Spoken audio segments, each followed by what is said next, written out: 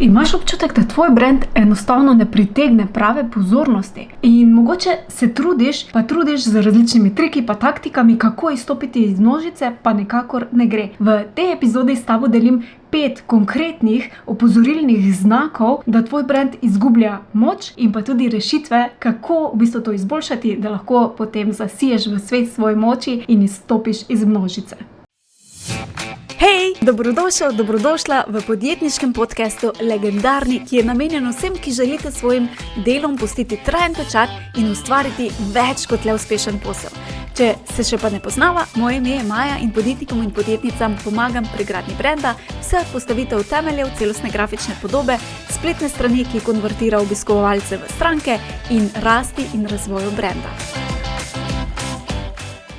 Velikokrat se pogovarjam s podjetniki pa podjetnicami, ki delajo res tisto tako z srcem. Ali so kakšni zdravilci, pa pomagajo recimo z zdravstvene težave, ali kakšne bolečine, ali enostavno se ukvarjajo tudi z energijami. Skratka, res delajo tiste prave premike v svetu, ki mislim, da jih v današnjem svetu še kako potrebujejo. In velikokrat potem ugotovimo, da nimajo pa prepoznavnosti, ki si jo ne samo želijo, ampak tudi mislim, da zaslužijo. In če se tudi ti znajdeš med njimi, potem je ta epizoda naravno zate, saj bom s tabo delila 5 enih takih znakov oziroma opozorilnih znakov in pa tudi rešitev, kaj lahko narediš, da izstopiš iz množice. In prvo, kar želim tukaj poudariti, preden sploh gremo v samo vsebino, je predvsem to, da tukaj nimam v mislih kakšne manipulacije ali pa kakšnih trikov, da bomo nekoga okoli prinesli, ampak enostavno, da se predstaviš oziroma da si avtentično ti in pa pač avtentično tvoj brand. In mogoče ti bo zdaj to tudi, ko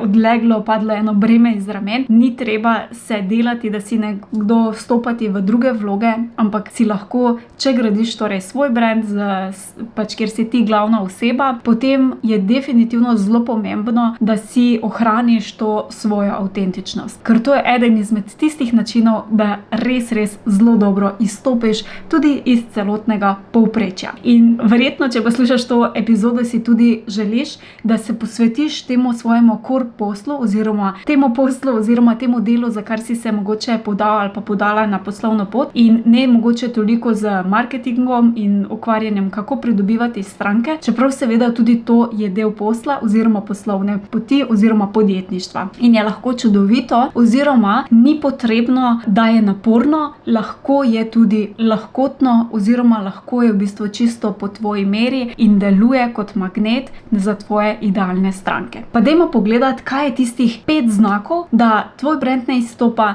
in kako to popraviti. Pa gremo kar na prvega. Prvi je, da velikokrat dobiš vprašanje, kaj točno počneš in potem ne znaš tako na kratko ali pa v enem stavku tudi povedati. Ker je mogoče tvoja ponudba čisto preširoka ali pa ker je tvoje delo čisto preširoko in tako naprej. In to je znak, da imaš nejasno blagovno identiteto oziroma da tvoja brand nima čisto jasne poti oziroma pričakovati, da bo nekdo drug točno vedel, kaj ti počneš, pri čemer ti ne znaš točno in jasno povedati, kaj počneš, je lahko zelo nevarno. In seveda, če naredimo mi potencialno stranko zmedeno ali pa če nas nekdo, mogoče se nekje mrežimo, spoznamo kakšno novo osebo in povemo, s čim se ukvarjamo in ne znamo jasno pojasniti, zakaj gre, bodo se seveda zelo hitro prikradli kakšni dvomi in zmedena stranka oziroma zmeden nikoli ne kupi, pa tudi verjetno ne bi priporočali. Če se mogoče postaviš v vlogo te osebe in da ti nekdo na drugi strani ga vprašaš, kaj počne in ti ne zna čisto točno razložiti, potem verjetno se ti zdi malo čudno, če ti ne veš, kaj počneš, potem najbrž ni to, kar počneš, tako pomembno ali pa mogoče niti ni tako dobro, kaj počneš in tako naprej. In verjamem, da je zelo verjetno, da v tvojem primeru to ni res in da so tvoje storitve oziroma karkoli so mogoče tudi produkti lahko zelo kvalitetni in delajo res velike korake in veliko spremembe, lahko pa na drugi strani izpade torej nasprotno. In to to je v bistvu en taki zelo pogosti znak, kako lahko torej, ki nam kaže, da lahko izgubljamo veliko strank, pa tudi priporočil. Tudi priporočamo, tudi če nekdo nam pove, aha, jaz se ukvarjam s tem pa s tem in ne vidimo, da čisto veš, čem se ukvarja, verjetno tega ne bomo potem priporočali kakšnim svojim bližnjim in tako naprej. Kar spet izgubimo na tem priporočilnem sistemu in spet izgubljamo stranke. Kaj narediti? Kaj narediti je v bistvu, da se jasno fokusiraš oziroma opredeliš svoje poslanstvo in skušaš v enem stavku povedati, s čim se ukvarjaš.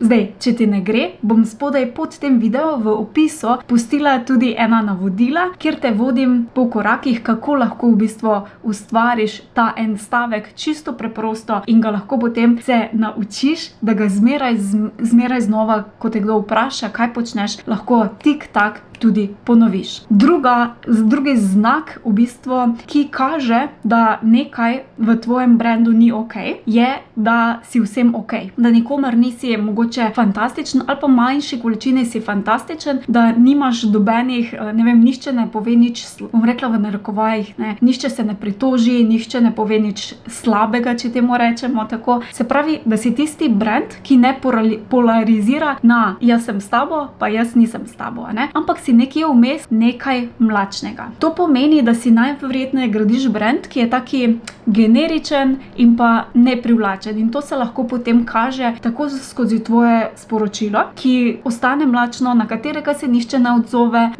in je tako, kot da te sploh ne slišijo. Naprimer, da objaviš na družabnih omrežjih, pa je tako, kot da ne bi, Se pravi, ni dobenega odziva. Ali pa na drugi strani imaš tudi vizualno podobo, ki pravzaprav nikogar ne pritegne. Ki je taka zelo povprečna oziroma je takšna, da v bistvu ni za nikogar ne pritegne, ampak vsem je tako nekje povprečno in jo hitro tudi pozabijo. Torej, ne ostane v spominu. Kar pomeni, da spet izgubljaš stranke in ne izstopaš z nečim, kar pač bi bilo fajn, da izstopaš. Pa to zdaj ne pomeni, da moraš uporabljati X barvo, ki je nihče ne uporablja in s tem izstopaš, ampak to pomeni, da se v bistvu razviješ strategijo oziroma da se fokusiraš v svoje sporočilo, ki je zelo jasno in polarizira na tiste, ki rečejo, ja, jaz sem s tabo, se strinjam, in pa tiste, ki ne. In oboje je tudi okej. Če ti dam mogoče moj primer, recimo, če bi vzeli primer spletne strani. Spletne strani v bistvu rabijo, bi lahko rekli vsi, In če bi jaz prodajala spletne strani vsem, bi bila zelo taka povprečna. Za nič ne bi bila v bistvu specializirana. Jaz sem pa recimo zbrala drugo pot, kjer se v bistvu bolj specializiram za podjetnike pa podjetnice, ki so bolj v tem wellness področju,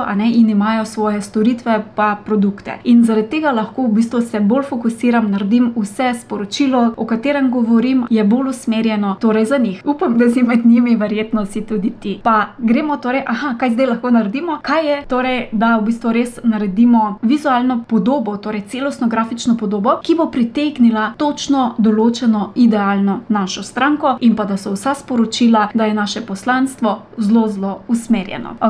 Tretji, korak oziroma tretji znak je, da vedno iščeš, na kakšen način se izraziti. Katere besede bodo bolj delovale, da iščeš tisto eno čarobno paličico, kako se zdaj izraziti, da bo sploh nek efekt. In to je zelo povezano tudi z prejšnjim znakom. Prejšnji je mogoče bolj bil vezan na vizualno, ampak tudi na vsebinsko, ampak zdaj ta znak pa je v bistvu bolj vezan na vsebinsko, kjer torej je tvoje sporočilo zelo megleno ali pa zelo povprečno. In se nihče mogoče ne poenoti za eno ali pa za drugo, ampak kar nekje ostane, ni dobenega odziva. Zato je zelo fajn, da si v bistvu narediš 10 takšnih stebrov, mogoče tudi ali pa mogoče kakšnih bolj torej stavkov, ki te bodo ločili od drugih, ki mogoče malo so provokativni, ki povejo, kako ti delaš na drugačen način in imajo zelo jasno sporočilo, da pritegneš ali pa, če temu rečemo, tudi odženeš neprave stranke in pa pritegneš tiste ta prave stranke. Kaj narediti? Spostaviš lahko torej smernice za svojo brand, blagovno znamko, določiš ton komunikacije, vizualni stil in tako naprej, ki ti bo pri tem tudi pomagal. Zdaj, kako to ustvariti, bom pustila pod tem videom tudi link da ti pomagam ustvariti teh 10 stebrov, oziroma bom s tabo delila kar en moj ChatGPT, ki ti bo pri tem pomagal, da ustvariš res za svoj brand točno teh 10 smernic, oziroma teh, bi rekla tako, mogoče tudi vsebinskih blokov, ki jih potem nenehno uporabljaš. In zdaj si predstavljaj, če si enkrat vzameš čas, vzamemo si približno 15 minut, da si zastaviš teh 10 stebrov, vodim te torej jaz, link najdeš spodaj, in potem skozi teh 10 stebrov dobiš torej, o čem boš govoril oziroma govorila v svojem brandu. In predstavljaj si, koliko lažje je tudi ustvarjati potem vsebino, ko točno veš, o čem govoriš in iz kakšnega kota ali pa na kakšen način. Tako da res rešitev je super na eni strani, ker se bodo ljudje začeli odzivati, in na drugi strani predvsem zaradi tega, ker ti prihrani tudi ogromno časa pri ustvarjanju takšnih vsebin. Če ti dam mogoče še en primer, kaj to pomeni iz mojega področja, je recimo, če bi jaz govorila o spletnih straneh, bi lahko govorila, da spletne strani so bla bla bla, so super, nam dajejo online vidnost, zelo take splošne. Jaz pa sem se v bistvu odločila, da se v bistvu bolj fokusiram na to, da so spletne strani tvoj najboljši prodajalec oziroma asistent, ki dela 24 ur na dan, vseh 7 dni v tednu. In jaz v bistvu res zato delam samo na tem področju, oziroma res v to verjamem, zagovarjam in nekako verjamem, da je to glavna naloga spletne strani v podjetniških vodah. Ok, gremo potem še na četrti korak oziroma četrti znak, da tvoj brand ne izstopa. In to je, da če te zdaj vprašam, kdo je tvoja ciljna publika, komu služiš, in je tvoj odgovor: služim vsem, kar je mogoče za marsikoga lahko čisto ok, oziroma čisto razumljivo, zaradi tega, ker mogoče je zdravilec in pač vsi ljudje potrebujejo zdravje, ali pa se ukvarja z fitnessom, vsi ljudje potrebujejo fitness, ali z odpravljanjem kakšnih bolečin, ker vsi pa imamo kdaj kakšne bolečine, ali mogoče z gibanjem, skratka, karkoli je lahko smiselno, da je tvoj odgovor: jaz služim vsem. Ampak tukaj je pa en taki cak, oziroma taka zanka, oziroma past, v katero se lahko ujamemo, in to je, da v bistvu, ko nagovarjamo vse, ko služimo vse, nas nihče ne bo slišal, oziroma nas bodo slišali bolj redki. In bomo spet tisti mlačni, ki nismo specialist, ampak smo nekje na vrhu. Tako da, kar bi tukaj ti definitivno priporočala, mogoče če greva tudi na en primer, če imaš mogoče ti neko zdravstveno težavo, ali pa recimo, da te boli zob, rečemo temu tako, recimo, da te boli zob, k komu greš? A greš k splošnemu zdravniku, ki ti pokriva celo telo, ali greš k zobarju? Verjetno greš k zobarju, ker je specializiran za zobe, in če potem še kakšno drugo specializacijo potrebuješ, verjetno greš še bolj ozko k temu specialistu. Tako da, enako tudi zobar ne dela zdaj vseh, pa zdravi, zlome rok, pa operacije na srcu in tako naprej, ampak je specializiran torej za zobe in ne služi torej vsem. In enako je tudi pri tebi oziroma pri podjetnikih in podjetnicah pomembno, da se torej fokusiramo in izberemo, kdo je v bistvu res tvoja idealna stranka. In to ne iščemo idealne stranke, to velikokrat me včasih ne slišijo, zato ti tolikokrat poudarjam, torej ne iščemo idealne stranke, ampak jo ustvarimo. Kaj zdaj to pomeni, da ustvarimo idealno stranko? To pomeni, da si jo zmisliš, po domače pomeni, in sicer zmisliš si jo na ta način, da se vprašaš, komu jaz lahko res maksimalno podprem, komu lahko maksimalno pomagam in s kom je meni čisti užitek delati. Sploh, če imaš neke storitve, kjer delaš ali 1 na 1 ali skupinsko ali kakorkoli z strankami, je to še toliko bolj pomembno, ker če si gradiš brand, ker si gradiš posel, kjer z strankami res delaš z užitkom, verjemi, iz lastnih izkušenj ti govorim, da je to nekaj najbolj čudovitega, kar je možno. Jaz pred leti, 10 let nazaj, pa še več, ko sem delala, sem seveda sprejela vsako stranko, ki mi je bila pripravljena plačati. In seveda sem se za vsako tudi maksimalno potrudila, ampak nekako neke vsebine, ki so jih imele stranke, mene niso pritegnile in mi je bilo tiste vizualne zadeve, spletne strani res muka delati. Na drugi strani pa, ko sem začela delati recimo tudi na tematikah ali pa z temi strankami, ki imajo neke vsebine, ki mene blazno zanimajo, pa seveda naravno je, da je mene noter bolj potegnilo, da sem se bolj poglobila v njihovo vsebino in seveda so tudi rezultati veliko boljši. In danes delam res še samo s takimi strankami, ki mi je blazni užitek z njimi sodelovati, in ko zjutraj vstaneš, si ne rečeš, še to, s tem se moram ukvarjati, ampak rečeš, kako lahko še zdaj njo podprem, kako je mogoče lahko tej moji stranki, s katero danes delam ali pa za katero delam, še danes mogoče kakšen dodaten bonus, kaj bi jaz naredila še drugače, če bi bila na njenem mestu in tako naprej. In seveda so lahko potem tudi rezultati veliko boljši. Delati, na dolgi rok pa je seveda, si lahko predstavljaš veliko užitek. Tako da definitivno ti priporočam, da si torej fokusiraš, kdo je tvoja idealna stranka in imaš to jasnost. To zdaj, če si na začetku in te mogoče grabi panika, ampak jaz, Maja, moram preživeti, vse ok, čisto razumem, lahko vzameš tudi kakšne tvoje neidealne stranke z namenom, da veš, kdo je in da vse ostalo sledi temu, da v bistvu vsebine, ki jih ustvarjaš, da vse spletna stran, besedila, vse, kar imaš drugega že nastavljenega ali pa ustvarjaš, pa vodi, pa je narejeno za idealno stranko, zato da ti postaneš v bistvu magnet za to idealno stranko. Zraven, dokler pač nimaš 100% samo takih strank, pa lahko seveda vzameš tudi stranke, ki niso mogoče najbolj idealne, ampak pomembno je, da se tega zavedaš in da to narediš, da veš, zakaj to delaš. Ok? Pa gremo še pogledati peti znak, in sicer to je, da ne znaš povedati čisto točno, v čem se razlikuješ od konkurence in pa zakaj bi bilo to za tvojo stranko pomembno. Zdaj, zakaj to poudarim? Zaradi tega, ker velikokrat slišim, da marsikdo misli, da je ta njegov X-faktor, po nečem, zakaj bi se nekdo odločil zate in ne za soseda, je pri tem, da ne razumemo, kaj je ta X-faktor, ki te loči od drugih. In velikokrat se razume, da mi potem dobimo odgovor, jaz se pa razlikujem potem, ker imam pač še ta pa ta certifikat, ki ga, ne vem, ta pa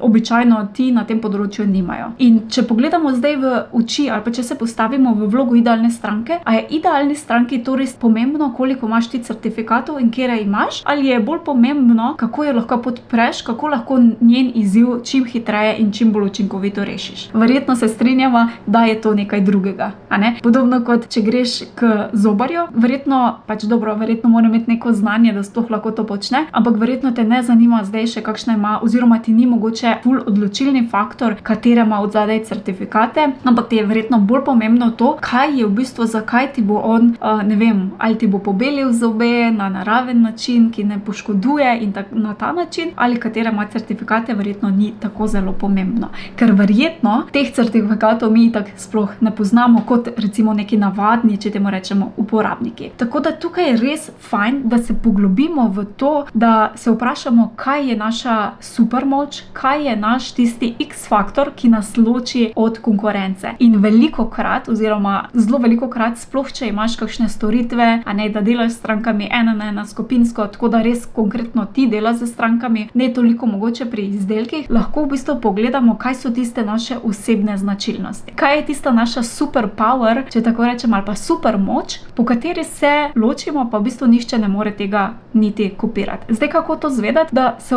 enostavno vprašamo, kaj so tiste moje značilnosti. Potem lahko vprašamo svojo okolico, svoje bližnje, če bi mogli nas opisati z eno pa dvema besedama, kaj bi to bilo? Pogledamo tudi mogoče odzive naših strank, ali pa kaj so nam rekli, pa tudi vnaprej mogoče malo bolj poslušamo, zakaj, če jih vprašamo, zakaj so se odločili za nas, kaj je ta razlog, kakšen odgovor tudi dobimo. In tukaj lahko res dobimo cel kup tega, lahko seveda tudi naredimo anketo za naše že obstoječe stranke ali pa skupnost, da nam to podelijo in dobimo te informacije, ker to je zlata vredno. Zakaj? Ker ko enkrat vemo, kaj je naš X-faktor, po čem se razlikujemo, potem lahko to še bolj izkoristimo v naši sporočilnosti, v našem brandu, v naših grajenju, ko gradimo prepoznavnost in tako naprej. Skratka, nekaj dela je, ampak ni nič tako zahtevnega in nič takega, kar v bistvu zares potrebuješ ful denarja, tako da ne bo odgovorov, da nimam časa, ker s tem prihraniš na dolgi rok si ogromno časa in pa ni izgovor, nimam denarja, ker ga za to ne potrebuješ. Bom pa vesela, če spodaj odgovoriš na vseh teh 5 znakov, oziroma